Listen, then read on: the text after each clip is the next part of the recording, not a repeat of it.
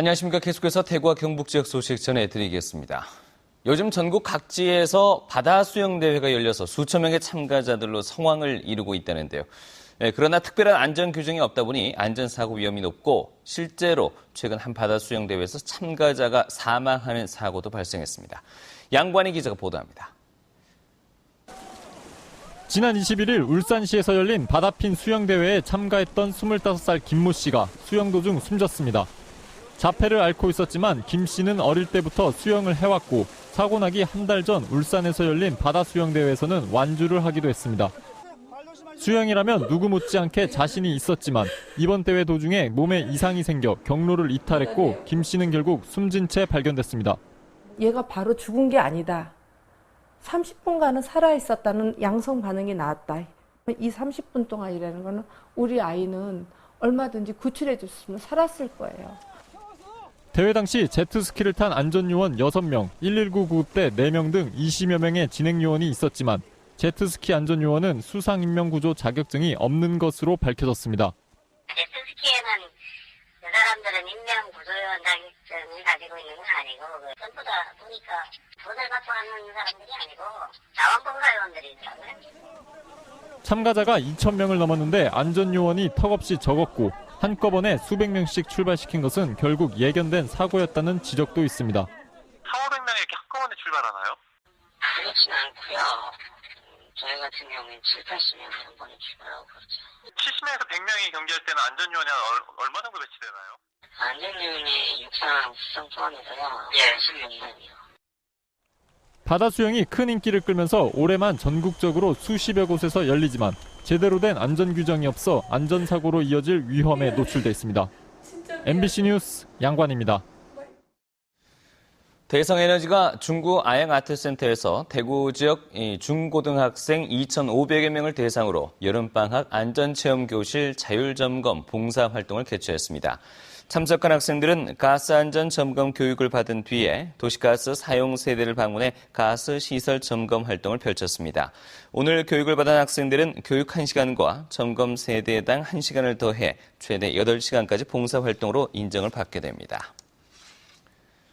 여름 휴가철을 맞아 경상북도가 특별 교통 대책을 마련했습니다. 경상북도는 경북 동해안 노선에 시외버스 예비차 31대를 투입하고 시내버스와 농어촌 버스도 지역 실정에 맞게 노선과 운행 시간을 늘리도록 했습니다.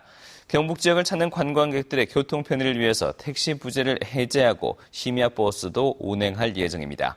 교통 혼잡이 예상되는 일부 구간엔 우회도로 안내판을 설치할 예정인데 이달 초에는 여객 자동차와 여객 터미널의 시설 장비에 대한 안전점검을 실시하기도 했습니다. 연일 폭염이 기승을 부리면서 온열 질환자가 크게 늘어난 것으로 나타났습니다.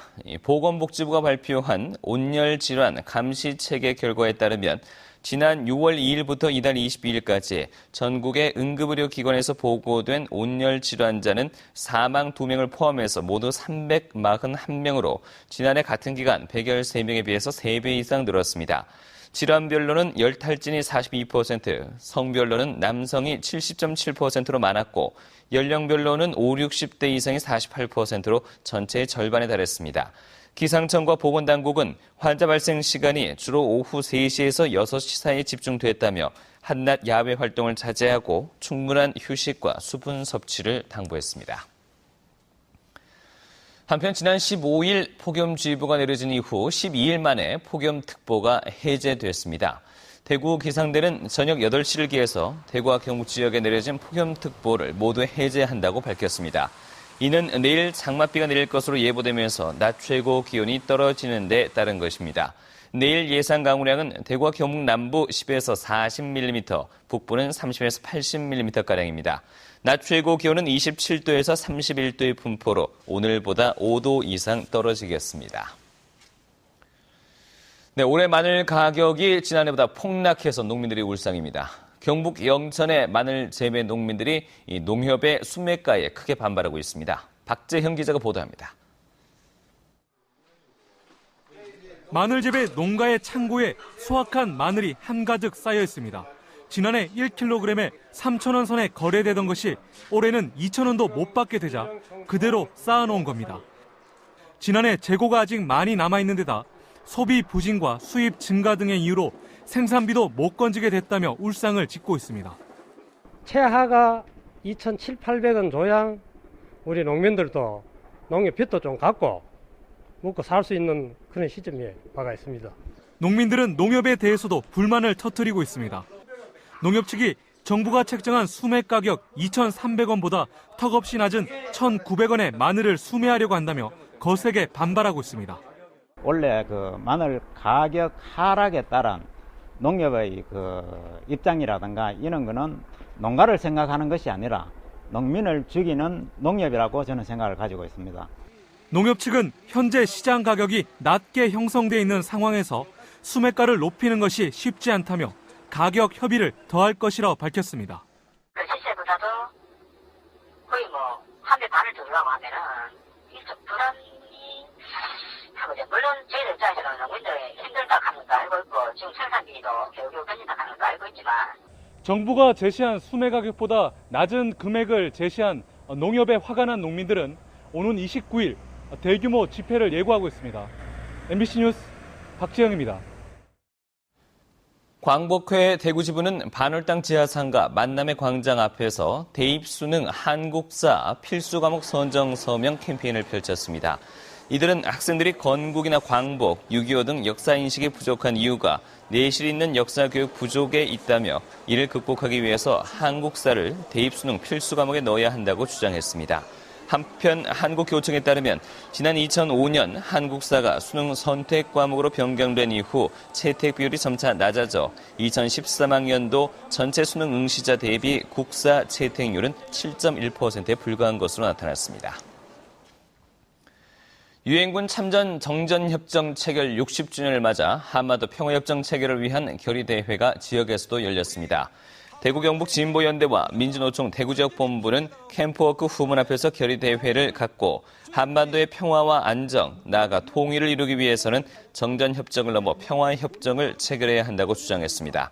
결의대회에 이어서 동성로에서는 한반도 평화협정 체결을 위한 평화문화제도 펼쳐졌습니다. 경북 테크노파크가 상해시 플라스틱 공정기술학회와 한중 양국 플라스틱 관련 기업의 교류를 통해서 동반 성장을 하겠다는 내용의 업무 협약을 체결했습니다. 이에 따라 양 기관은 장기적이고 체계적인 상호 교류 시스템을 구축해 양국 기업 간 기술 교류와 기술 투자, 기술 교육 등 다양한 영역에서 교류와 협력을 진행하기로 했습니다. 상해시 플라스틱 공정기술학회는 플라스틱 생산 기업과 연구소 등 상해시의 플라스틱 공정기술 전문가들로 구성되어 있습니다.